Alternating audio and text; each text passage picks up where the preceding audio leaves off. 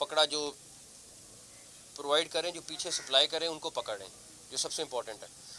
तो पूरे इस्लामाबाद में होगा।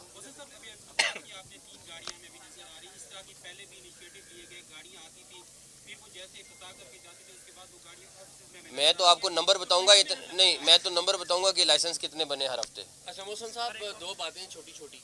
एक तो ये है कि पासपोर्ट के हवाले से एक समरी चल रही हुई है जो मिनिस्ट्री में भी है कि इसको पासपोर्ट अथॉरिटी बना दिया जाए ताकि ये फाइनेंशियली इंडिपेंडेंट हो जाए, तो तब क्योंकि इन्होंने परचेजेस वगैरह करनी है तो तब शायद मसला होगा। उस समरी का क्या स्टेटस है, एक तो ये बताइए। दूसरा ये बताइए कि बहुत सारे लोग कह रहे हैं कि इस्टेब्लिशमेंट की और खान साहब की कोई डील होने जा रही है। कुछ नाम आपकी मिनिस्ट्री ने ECL से नाम निकाले हैं, तो आपको लगता है कोई डील होने जा रही है एस्टैब्लिशमेंट की इमरान खान के साथ?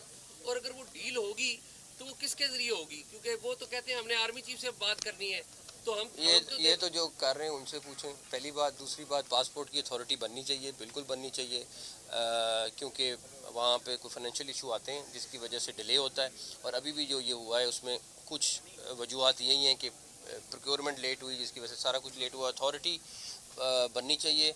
हम उसकी प्रपोज़ल को देख रहे हैं, रिव्यू कर रहे हैं, और एक अथॉरिटी का बिल हम जल्दी लाएंगे और पास करा के, मेरा ख्याल है हम एक दफ़ा कैबिनेट को ब्रीफिंग करेंगे, फिर जो कैबिनेट फैसला करें। ECL से नाम निकले हैं जिसकी वजह से वो एक कमेटी बनी हुई